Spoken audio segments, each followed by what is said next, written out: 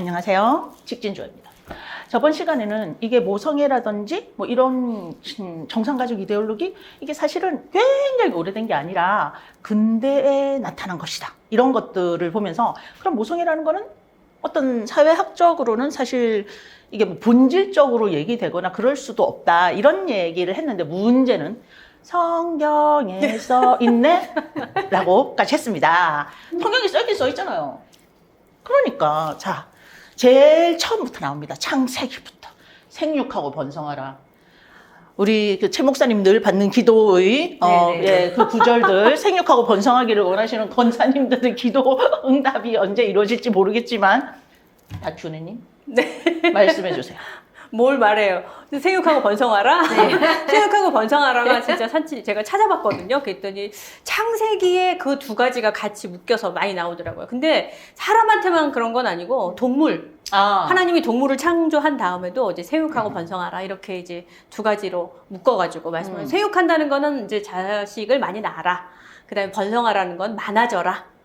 숫자가 많아져라. 온 땅에 편만해라. 이런 건데 사실은 고대 사회를 생각해 보면은 이제 이스라엘 사회가 그것이 쓰여지던 시기는 이제 농업 사회 또는 이제 하여튼 유목 사회라고 하더라도 그렇죠. 그러니까 사람이 많아지는 것이 재산이기 때문에 그리고 부유하게 되는 것이기 때문에 생육하고 번성하는 거 이거는 하나님의 축복이라고 그쵸. 생각을 한 거죠. 그렇죠. 네, 저는 주어서. 교수님 말씀 중에 좀 재미있는 네. 게 그 생육하고 번성하라가 네. 사람들에게만 해당되는 것이 아니라 동물들에게도 그렇죠. 해당된다고 네, 했는데 맞아요. 우리가 이 지구를 하나님의 집, 오이쿠메네라고 봤을 때 너무 지금 이 지구는 인간 중심, 그렇죠. 이 인구 문제 이런 것도 심각한데 좀 성경을 새롭게 볼 수 있는 여지가 있네요. 그럼요. 네. 예, 새롭게 봐야죠. 네. 새롭게 보려고 지금 우리가 이렇게 모여서 이거 하고 있는 거 아닙니까? 맞아요. 그 네. 모든 동물과 식물과 인간을 창조하시고 네. 나서 모든 피조물을 보시면서 기쁘게 하신 말씀인데 우리만 그렇게 생육하고 번성하면서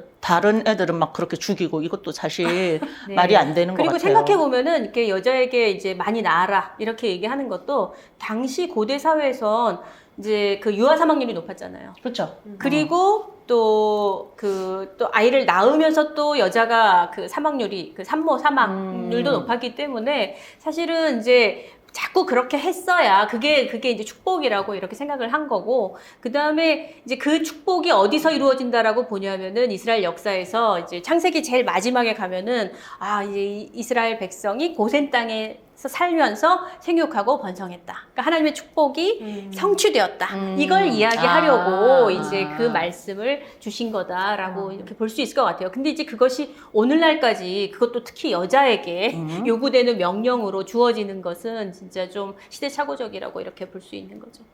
사실은 이게 사회학적으로도 보면은 자손이 많다는 것 자체가 일종의 말씀하셨던 것처럼 이제 확산?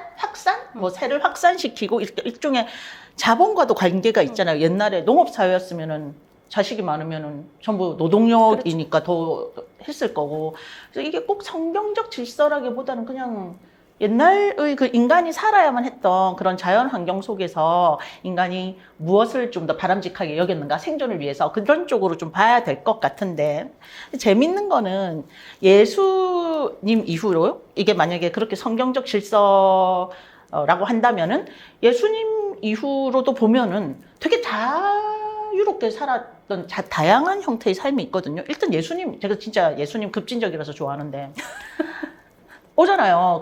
밖에 어머니와 형제들이 왔다니까 누가 내 어머니와 형제냐? 이거 무섭게 너무 무섭나? 이제 꼭 연기를 해야 되겠어요. 너무 무섭나? 누가 내 어머니와 형제냐? 누구든지 내 아버지 이름으로 아니까 뜻인가? 하여튼 행하는 자라야 내 어머니와 형제들이다 이러면서 기존의 그런 혈통적 가족 이데올로기를 완전히 딱 뒤집어 버리면서 그러면은 아버지의 하나님의 뜻으로 행하는 모든 자는 예수님의 가족이 되는 거잖아요. 그런 부분에 대해서 또 목사님께서 하실 수 있는 말씀이 있으실 것 같아요. 저도 아까 주한님이 말씀하신 것처럼 그 예수님의 그 급진적인 모습이 좋다고 하셨는데 저는 뭐 급진까지는 모르겠지만 그 뭔가를 새롭게 해석하시는 그 예수님의 그런 정신, 하나님 나라를 가지고 오셔서 전하는 그것이 그 당시에 어떤 사회적 관습이나 그런 종교적 관습에 갇혀있던 사람들에게는 굉장히 해방적인 메시지였을 것 같아요. 물론 뭐 많은 사람들 그 자리에 있었던 사람들은 예수님 굉장히 패륜적인 반응을 하신다. 저 말을 마리아가 들으면 얼마나 서운해할까. 그렇죠. 그렇지만 그것은 결국에 예수님의 지향점은 포용성, 다양성, 확장성 이런 거라고 저는 보거든요. 그거를 오늘 우리의 삶으로 가지고 왔을 때 우리가 과연 그러면 예수님이 말하는 가족은 어떤 개념인가? 그거는 어떤 생물학적으로 혈연으로 연결된 것이 아니라 그 하나님 나라 안에서 그 하나님의 뜻을 행하는 모든 사람들에게 열린 포용적인 공동체라는 점이 저는 너무나 매력적이고 오늘 우리가 꼭 얘기해야 될 메시지라고 생각을 합니다. 굉장히 많이 은혜가 되네요. 근데 사실 예수님 모습을 보면은 2000년 전 사람이라고 생각되지 않을 정도로 굉장히 현대적인 얘기를 진짜 많이 하셔가지고 네, 맞아요. 그런 부분이 굉장히 좋았고 사실은 기독교 역사 안에서도 보면은 중세 시대면은 독신이 제일 훌륭한 삶의 방식 아니었나요? 그러니까 수도사랑 수녀들도 다 결혼 안 하고 이게 그렇게 이것이 정말 이것만이 전통이야, 이것만이 질서라고 할 수 있는 부분이 별로 안 보인단 말이죠. 그런 부분에 있어서 우리가 성서와 기독교를 정말 어떻게 봐야 될지 한 번 더 역사라든지 이런 거를 좀 생각을 해볼 필요가 있을 것 같아요. 자키 은혜님은 어떻게 생각하시나요? 다시 봐야죠. 그러니까 체육하고 번성하라도 꼭 이제 아까도 말씀드렸던 것처럼 꼭 그 남녀 두 사람에게, 그러니까 사람에게만 주어진 것이 아니고 그리고 아까 혈통적으로만 계속 나아라 이런 것이 아니라 전반적으로 많아져라. 그리고 저는 창세기 1장을 묵상을 하다 보니까 이 생육하고 번성하라가 그 페루 우 레부 요거거든요. 그래서 이제 아주 그 뭡니까 복수형으로 명령으로 사실은 주어진 거예요.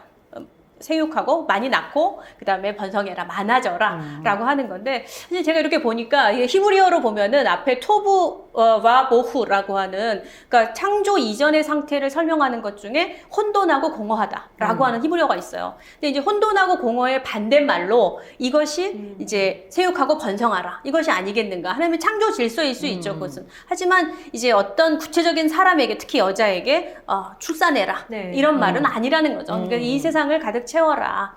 또 이제 아주 많아져라. 이것이 바로 이제 하나님이 창조하시고 또 축복하신 그런 말씀이라고 생각을 하고 또 그것이 이 오늘날 우리 공동체에서는 또 정말 새롭게 해석되어야 될 그런 필요성이 있다라고 이렇게 보는 거예요. 그러니까 저는 이제 역사를 공부하고 있는데요. 그러니까 성경에 있는 하나님의 명령을 시간과 공간과 역사를 뛰어넘어서 오늘날의 상황에 그대로 문자적으로 1:1 대응을 시키는 거는 저는 이제 그거 자체가 좀 납득이 되지 않고 가장 중요한 것은 하나님이 그 말씀을 하셨을 때 진짜 하나님의 의도가 무엇이었을까? 그렇죠. 그거를 파악하는 게 중요할 것 같습니다. 정말 좋은 말씀 해주셨습니다. 그래서 우리는 지금 이 시간에는 과연 성경에 써 있네가 그냥 문자주의적인 해석이 아니라 그것을 오늘날 어떻게 예수님의 정신을 또 진짜로 하나님의 정신이 무엇이었는지를 새롭게 해석하고 계속적으로 들여다보아야 할 필요가 있다는 점을 짚어드렸습니다. 다음 시간에는 그런데 아직도 교회 현장에서는 거기서 나타나는 많은 갈등들에 대해서 또 이야기를 하도록 해보겠습니다. 오늘은 여기까지 할게요. 안녕. 좋아요, 구독 눌러주세요.